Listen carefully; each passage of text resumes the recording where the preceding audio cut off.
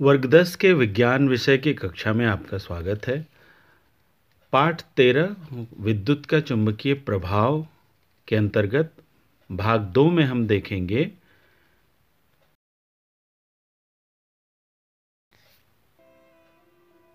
चुंबकीय क्षेत्र में किसी विद्युत धारावाही चालक पर लगने वाला बल। एक चालक में विद्युत धारा प्रवाहित करने पर यह चुंबकीय क्षेत्र उत्पन्न करता है तथा जब कोई चुंबक इस विद्युत धारावाही चालक के निकट रखा जाता है तो वह चुंबक पर एक बल आरोपित करता है। जब किसी चुंबक को विद्युत धारावाही चालक के निकट रखा जाता है तो चुंबक भी विद्युत धारावाही चालक पर एक बल आरोपित करता है। जब किसी चालक को किसी चुंबक के दोनों ध्रुवों के बीच मुक्त रूप से लटकाकर चालक में विद्युत धारा प्रवाहित की जाती है तो चालक एक दिशा में विस्थापित हो जाता है। यह दर्शाता है कि चुंबक भी विद्युत धारावाही चालक पर बल लगाता है। ऐसा इसलिए होता है कि चालक में विद्युत धारा प्रवाहित होने पर वह चुंबकीय क्षेत्र उत्पन्न करता है। यह चालक द्वारा उत्पन्न चुंबकीय क्षेत्र तथा चुंबक के चुंबकीय क्षेत्र में आकर्षण या विकर्षण होने के कारण विस्थापन दृष्टिगोचर होता है। विद्युत धारा प्रवाहित हो रहे चालक पर चुंबक द्वारा आरोपित बल की दिशा विद्युत धारा की दिशा और चुंबकीय क्षेत्र दोनों पर निर्भर करती है। चालक पर आरोपित बल का दिशा फ्लेमिंग के वामहस्त नियम के द्वारा पता लगता है। जब बाएं हाथ की तर्जनी, मध्यमा तथा अंगूठे को इस प्रकार फैलाया जाता है कि तीनों एक दूसरे के लंबवत हों, तब यदि तर्जनी चुंबकीय क्षेत्र की दिशा और मध्यमा चालक में प्रवाहित विद्युत धारा की ओर संकेत करती है तो अंगूठा चालक की गति की दिशा अथवा चालक पर आरोपित बल की दिशा की ओर संकेत करेगा। यह फ्लेमिंग का वामहस्त नियम कहलाता है। विद्युत धारावाही चालक तथा चुंबकीय क्षेत्र का उपयोग। विद्युत धारावाही चालक तथा चुंबकीय क्षेत्र का उपयोग विद्युत मोटर, विद्युत जनित्र, ध्वनि विस्तारक यंत्र, माइक्रोफोन तथा विद्युत मापक यंत्र आदि युक्तियों में होता है। विद्युत मोटर, इलेक्ट्रिक मोटर का उपयोग विभिन्न प्रकार के विद्युत यंत्रों यथा विद्युत पंखा, फ्रिज, बाल सुखाने का यंत्र, हेयर ड्रायर, मिक्सर ग्राइंडर, कपड़ा धोने का यंत्र आदि में होता है। विद्युत मोटर घूर्णन युक्ति है जिसकी सहायता से विद्युत ऊर्जा को यांत्रिक ऊर्जा में परिणत किया जाता है। विद्युत मोटर चुंबकीय क्षेत्र में विद्युत धारित चालक द्वारा आरोपित बल के सिद्धांत पर कार्य करता है।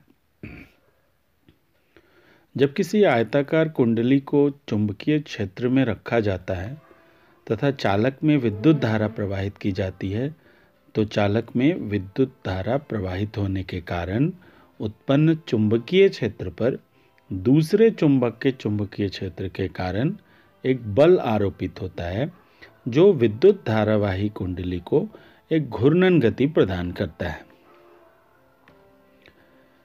अब हम देखेंगे कि विद्युत मोटर की संरचना कैसी होती है। एक विद्युत मोटर में दो मुख्य युक्तियां होती हैं। एक आयताकार कुंडली जो एक चुंबक के दोनों ध्रुवों के बीच लगाया गया होता है। कुंडली ABCD, जैसा कि आप यहां देख सकते हैं, विद्युत रोधी चालक तार की बनी होती है, कॉइल ABCD। इस कुंडली को चुंबकीय क्षेत्र के दोनों ध्रुवों के बीच इस प्रकार रखी जाती है कि इसकी भुजाएं AB तथा CD चुंबकीय क्षेत्र की दिशा के लंबवत रहें। कुंडली के सिरे विभक्त वलय, जिसको स्प्लिट रिंग भी कहते हैं, दो अर्ध भागों से जुड़े होते हैं। आप यहां देख सकते हैं P और Q से उसे दर्शाया गया है।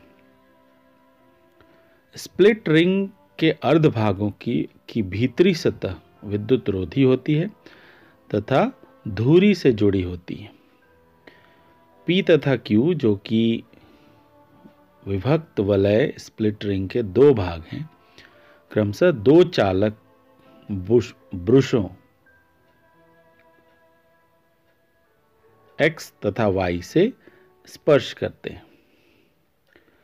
अब हम समझेंगे विद्युत मोटर की कार्यप्रणाली। स्रोत से विद्युत धारा चालक ब्रुश के X से कुंडली ABCD में जाती है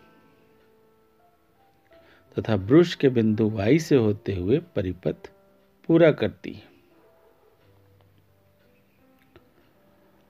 कुंडली में विद्युत धारा भुजा AB में A से B की ओर तथा भुजा CD में C से D की ओर प्रवाहित होती है। अतः कुंडली की भुजा AB तथा CD में विद्युत धारा परस्पर विपरीत दिशाओं में प्रवाहित होती है। जब कुंडली में विद्युत धारा प्रवाहित होती है तो फ्लेमिंग का वामहस्त नियम के अनुसार विद्युत धारा चुंबकीय क्षेत्र तथा लगने वाले बल परस्पर लंबवत होता है। अतः जब विद्युत धारा तथा चुंबकीय क्षेत्र लंबवत होता है तो वह कुंडली की भुजा AB को लंबवत नीचे की ओर धकेलता है। तो भुजा AB के नीचे की ओर जाने पर भुजा CD ऊपर उठ जाती है। इस आधे घूर्णन में Q का संपर्क X से तथा P का संपर्क Y से होता है। अब कुंडली में धारा की दिशा बदल जाती है तथा यह DCBA के अनुदिश प्रवाहित होने लगती है।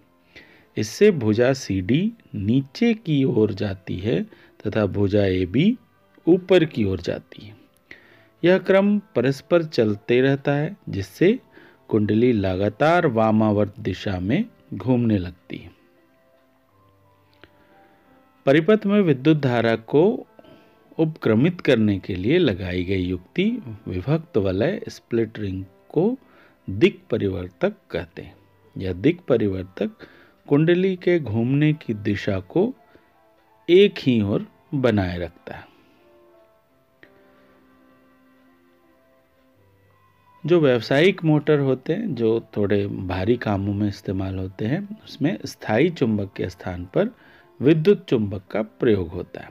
विद्युत चुंबक स्थायी चुंबक से अधिक शक्तिशाली होता है जो अधिक शक्तिशाली चुंबकीय क्षेत्र उत्पन्न करता है।